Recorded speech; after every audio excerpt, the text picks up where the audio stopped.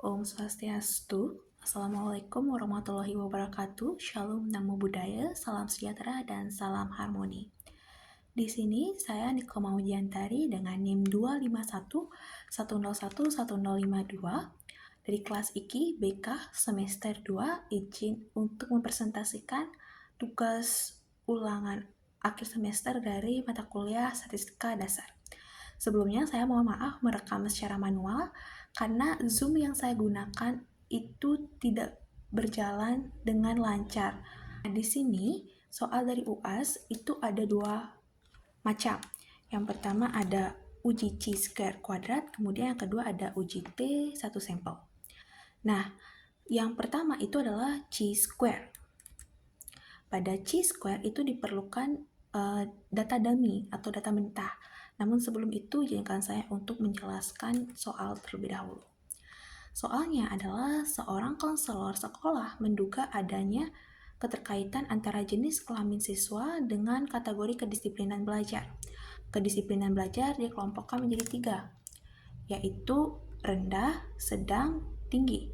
Saya diperintahkan untuk membuat tabel kontingensi 2x3 berdasarkan data dummy saya, lalu menguji apakah terdapat hubungan antara jenis kelamin dan kategori kedisiplinan belajar dengan taraf alfa 0,05. Di sini jadi menjelaskan data dummy saya. Pada data dummy yang digunakan untuk uji chi-square kuadrat, kita harus menentukan kode terlebih dahulu. Di sini jenis kelamin kan ada 2, ada laki-laki dan perempuan. Di sini saya menggunakan kode laki-laki 1, perempuan 2. Begitupun dengan kategori kedisiplinan belajar. Rendah 1, sedang 2, tinggi 3. Nah, bagaimana cara membaca data ini? Cara membacanya adalah melihat kode pada setiap baris kategori, setiap baris jenis kelamin dan kategori kedisiplinan belajar. Jika pada tabel jenis kelamin menunjukkan kode 1, maka siswa berjenis kelamin laki-laki, dan jika kategori kedisiplinan belajar menunjukkan angka 1, maka kategori kedisiplinan belajarnya rendah. Kemudian selanjutnya, setelah mendapatkan data dummy, kita akan merumuskan hipotesis. Hipotesis itu ada 2. Ada H0 yang mengatakan bahwa tidak ada hubungan yang signifikan antara jenis kelamin dan kategori kedisiplinan belajar. Sedangkan hipotesis 1 itu kebalikannya. Kemudian, seperti yang diperintahkan, kita akan menyusun tabel kontingensi 2x3. Nah, 2x3 itu menunjukkan ada 2 baris. Baris itu yang menurun, ada laki-laki dan perempuan. Kemudian ada 3 kolom, yaitu rendah, sedang, dan tinggi. Nah, dari mana kita mendapatkan angka-angka ini? Kita mendapatkannya dari menghitung data dummy kita secara manual. Misalnya, laki-laki dengan kategori belajar rendah kan dikodekan dengan 1 dan 1. Maka kita hitung berapa banyak kode 1 dan 1 di tabel ini. Seperti yang saya sudah titikkan merah-merah ini, kita hitung 1, 2, 3, 4, 5, 6, 7, 8, 9, 10, 11, 12, 13, 14. Jadi dapat dipastikan bahwa jenis siswa laki-laki dengan kategori kedisiplinan belajar rendah ada 14 orang. Setelah menemukan semua jumlahnya itu sesuai dengan kelompoknya itu, maksudnya sel itu, berapa banyak siswa laki-laki dengan kategori kedisiplinan belajar rendah, sedang, dan tinggi, begitupun dengan siswa perempuan, kita jumlahkan. Pada tabel baris yang menurun, itu menunjukkan jumlah siswa berdasarkan kategori kedisiplinan belajar. Kalau yang kolom, tabel yang menyamping, total yang ini itu menunjukkan berapa banyak siswa laki-laki, berapa banyak siswa perempuan. Kemudian N ini adalah total keseluruhan data. Untuk mendapatkan N yang valid, harus memastikan bahwa antara total kolom, total yang menyamping, dan total baris itu sama jumlahnya, sama-sama berjumlah 73. Di mana 37 ditambah 36 hasilnya 73, begitupun dengan 27 ditambah 24 ditambah 22. Kemudian selanjutnya kita menentukan X hitung atau chi-square hitung. Untuk menentukan chi-square itu, yang pertama kita akan menghitung frekuensi harapan. Rumusnya adalah total baris dikali dengan total kolom dibagi total keseluruhan. Kita lihat berapa total baris. Total baris pada kategori belajar rendah seperti ini, berapa banyak total baris pada kategori belajar rendah, berapa banyak total kolom pada siswa laki-laki. Sini kita lihat berdasarkan tabel kontingensi, itu adalah salah satu alasan kenapa kita harus menyusun tabel kontingensi untuk mempermudah kita dalam membuat frekuensi harapan. Nah, dilihat bahwa siswa dengan kategori belajar rendah itu ada 27 dan kategori dan siswa laki-laki itu adalah 37. Maka 27 dikali dengan 37 dibagi 73 berdasarkan total keseluruhan tadi, N-nya. Mendapatkan hasil 9999 dibagi 73, yaitu 13,685. Begitupun dengan seluruh sel. Sel itu yang ini, yang dicetak tebal, itu disebut sebagai sel. Kita jumlahkan keseluruhan sampai semuanya itu memiliki frekuensi harapan. Setelah frekuensi harapan, kita menghitung setiap kontribusi sel. Bagaimana caranya? Itu kita kurangi frekuensi observasi. Observasi itu kayak jumlah yang tadi itu, yang 14, 13, 10, dengan frekuensi harapan. Kemudian dikuadratkan. Setelah dikuadratkan, kita bagi dengan frekuensi harapan. Seperti yang telah saya kerjakan di sini, di mana total siswa laki-laki dengan frekuensi dengan kategori kedisiplinan belajar rendah itu ada 14 dengan frekuensi harapan 13,685. Kita kemudian kurangi terlebih dahulu, baru dikuadratkan, lalu kita mendapatkan hasil 0,099 per 13,685. Hasilnya adalah 0,007. Kita lakukan pada setiap sel sehingga mendapatkan keseluruhan kontribusi sel. Setelah itu kita tambahkan sehingga X kuadrat hitung kita dapatkan dengan hasil 0,371.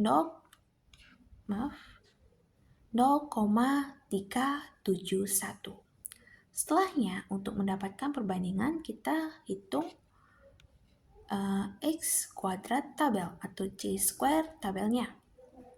Pada chi-square tabel, yang pertama kita harus menentukan distribusi bebas, DB ini. Bagaimana caranya? Kita mengurangi baris dan kolom itu dengan 1. Baris dikurangi 1, kolom dikurangi 1. Tadi kita kan sudah menghitung bahwa barisnya itu, tabel itu kan 2 kali 3, berarti baris dikali K. Berarti barisnya itu 2, dikurangi 1, kolomnya itu 3, dan dikurangi 1, mendapatkan hasil 1 dikali 2, sehingga distribusi bebasnya itu adalah 2. Dan alpanya atau tarafnya tadi yang A sama dengan itu adalah 0,05. Untuk mendapatkan hasil ini bagaimana caranya? Caranya adalah dengan melihat tabel distribusi chi-square. Caranya kita lihat dulu berapa distribusi bebasnya. Distribusi bebas itu biasa dilambangkan kalau misalnya bahasa Inggris itu dengan DF. Tadi kan 2 kita mendapatkan hasil. Lalu taruh di 2, kita lihat berapa tarafnya. Tarafnya kan 0,05. Kita lurus. Kita mendapatkan hasil 0,05, distribusi bebasnya 2 itu 5,991. Sehingga benar ya di sini hasilnya 5,991. Dan kita bandingkan sekarang untuk bisa menarik kesimpulan dari soal X kuadrat hitung kita mendapatkan hasil 0,371 dan X kuadrat tabel kita mendapatkan hasil 5,991. Sehingga dapat dipastikan bahwa X hitung itu lebih kecil daripada X tabel atau X tabel lebih besar dibandingkan X hitung. Yang kita tandai dengan ini, X hitung itu lebih kecil, lihat tanda ini, dari X tabel. Berdasarkan kriteria pengujian, maka hipotesis yang dapat kita terima adalah hipotesis 0, dan hipotesis 1 kita tolak. Sehingga kesimpulannya, berdasarkan hasil dari uji chi-square dengan taraf signifikansi yaitu 0,05, diperoleh hasil X kuadrat hitung yaitu 0,371, sedangkan X tabel yaitu 5,991. Berdasarkan kriteria pengujian, jika X hitung itu lebih kecil dibandingkan X kuadrat tabel, maka tidak terdapat hubungan yang signifikan sesuai dengan hipotesis kita tadi. Kita lihat ya. Nah, hipotesis kita tadi, tidak ada hubungan yang signifikan antara jenis kelamin dan kategori kedisiplinan siswa, dan kita tolak adanya hubungan signifikan antara jenis kelamin dan kategori kedisiplinan belajar siswa. Nah, sehingga dalam layanan bimbingan dan konseling, hasil ini dapat menjadi referensi bagi konselor ketika ingin memberikan layanan mengenai peningkatan tingkat kedisiplinan siswa. Tidak perlu membedakan layanan berdasarkan jenis kelamin. Jadi tidak perlu dibedakan antara bagaimana layanan siswa perempuan dan bagaimana layanan siswa laki-laki ketika ingin meningkatkan kategori kedisiplinan belajar. Dan hal ini juga mencegah adanya penilaian karakter siswa yang berkaitan dengan karakter belajar hanya berdasarkan jenis kelamin saja. Sekian pembahasan saya untuk soal nomor 1 dan kita beralih ke soal nomor 2. Pada soal nomor 2 ini merupakan uji T1 sampel. Dengan soal ini dapat teman-teman baca bahwa konselor menerapkan layanan konseling dengan 25 item dan 4 skala, dan standar yang ingin dicapai adalah 75%. Konselor itu ingin menguji apakah setelah layanan itu terdapat perbedaan yang signifikan dari standar. Kita disuruh untuk mendapatkan 12 skor data dengan rentang 25-100 dan taraf alpanya itu 0,05. Seperti biasa, data itu saya gunakan ini, dan kita harus membuat hipotesis terlebih dahulu. Sama, ada hipotesis 0 dan hipotesis 1. Hipotesis 0 artinya rata-rata skor kepercayaan diri siswa sama dengan standar yang diterapkan oleh sekolah, yaitu 75%. Kemudian H-1-nya itu, hipotesis 1-nya itu tidak sama. Ini dapat dilihat sama dengan itu dicoret. Tidak sama dengan standar yang diterapkan oleh sekolah, yaitu 75. Nah, untuk mendapatkan yang mana hipotesis yang terbukti benar, kita harus menyusun tabel bantu terlebih dahulu. Kenapa? Tabel bantu ini digunakan untuk menghitung rata-rata sampel, membantu kita menghitung rata-rata sampel, di mana setiap skor kita kuadratkan terlebih dahulu. Setelah dikuadratkan, kita jumlahkan berapa jumlah dari skor keseluruhan dan berapa jumlah dari skor ketika dikuadratkan. Ini saya sudah menulis hasilnya, lalu tinggal kita masukkan. Di sini di min didapatkan berapa total data, yang ini sigma X-nya ini dibagi dengan berapa banyak data. Kan ada 12 data, berarti 803 dibagi dengan 12. Hasilnya 66,917. Nah, kemudian kita menghitung simpangan baku. Nah, simpangan baku ini ditulis rumusnya seperti ini.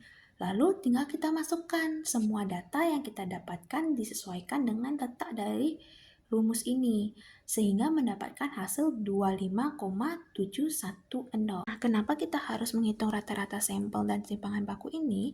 Rata-rata sampel untuk mewakili satu nilai yang dapat menentukan apakah skor dari siswa itu berada di rata-rata hipotesis, di bawah, atau pas dengan hipotesis. Sementara simpangan baku itu untuk menghitung seberapa variatif dari data variatif penyebaran data tersebut. Semakin besar simpangan baku, maka semakin besar pula penyebaran data. Semakin kecil, maka semakin konsisten data tersebut. Nah, setelah menghitung rata-rata sampel dan simpangan baku, kita akan menghitung ini, X dikurang dengan rata-rata, kemudian dikuadratkan. Nah, kenapa kita harus menghitung ini? X dikurang dengan rata-rata untuk mengetahui seberapa besar selisih dari skor dengan rata-rata yang ditetapkan tadi. Nah, ini dapat dilihat bahwa dari 50 kemudian dikurangi dengan rata-rata kita yaitu 66,917, kita memperoleh bahwa selisihnya itu adalah min 16917. Begitupun dengan data-data yang lain. Nah, kenapa setelah ini dikurangi harus dikuadratkan?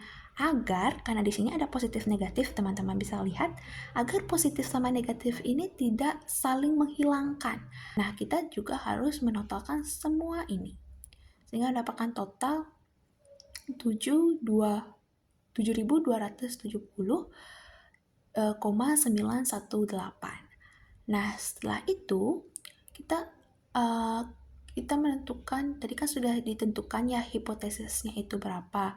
Nah, caranya itu menentukan nilai ideal itu adalah dengan jumlah soal dikali skala tertinggi, ini sudah ada semuanya, dan dikali jumlah siswa. Dimasukkan nilainya semua, berapa jumlah soal, berapa skala tertinggi, berapa jumlah siswa, mendapatkan hasil 1200. Kemudian untuk mengetahui rata-rata idealnya itu kita bagi dengan jumlah siswa yaitu 100. Maka 75% dari rata-rata ideal 0,75 dikali 100 sama dengan 75. Yaitu 75%, berarti benar ya tadi hipotesisnya kita mendapatkan rata-ratanya itu 75, berarti benar. Selanjutnya kita akan masuk ke uji menentukan statistik uji T. Nah, rumusnya itu min dikurang dengan rata-rata tadi, rata-rata nilai ideal tadi, kemudian dikurangi simpangan baku. Nah, hal itu juga kenapa kita mencari simpangan baku, kemudian dibagi akar dari berapa banyak data yang kita gunakan. Lalu masukkan angka sesuai dengan hasil tadi dan didapatkanlah hasil min 1,089. Karena min karena nanti akan ada perbandingan, kita gunakan saja nilai mutlaknya yaitu 1,089. Nah, sama seperti chi-square tadi, di sini juga ada yang namanya t-tabel. Seperti biasa, kita harus menentukan derajat bebas dulu. Nah, rumusnya itu agak beda. Di sini kita menggunakan berapa banyak data kita, yaitu 12 dikurang dengan 1. Sehingga 12 dikurang 1 sama dengan 11. Lalu kita masukkan dengan rumus t-tabel, yaitu 12 dibandingkan dengan A. Nah, tadi A-nya itu 0,5 dan derajat bebasnya itu adalah 11. Nah, sama seperti chi-square tadi, kita menggunakan tabel distribusi. Namun bedanya di sini ada satu pihak, ada dua pihak. Berdasarkan soal, itu adalah uji dua pihak. Berarti kita gunakan tabel distribusinya berdasarkan dua pihak. Berarti yang ini terluruskan standar deviasi derajat bebas kita yang ini, luruskan angka 11 dengan uji dua pihak yang alpanya 0,05, kita tarik, kita sesuaikan, lalu mendapatkan hasil 2,201, sehingga benar di sini berdasarkan tabel distribusi bahwa mendapatkan hasil t-tabel yaitu 2,201.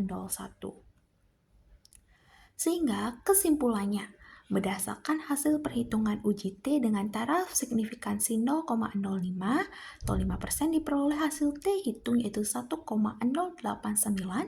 sedangkan T tabelnya itu 2,201. Sehingga T hitung itu lebih kecil daripada T tabel. Seperti yang dilihat hasilnya ini dilambangkan dengan lebih kecil. Maka sesuai dengan kriteria H0 kita terima, H1 kita tolak. Dalam artian rata-rata skor kepercayaan diri siswa tidak berbeda secara signifikan dari standar yang telah ditetapkan, yaitu 75. Hasil menunjukkan bahwa tingkat kepercayaan diri siswa setelah mengikuti layanan konseling kelompok telah memenuhi standar yang ditetapkan sekolah, sehingga membuktikan bahwa layanan berjalan dengan efektif namun perlu dikembangkan untuk hasil yang lebih optimal.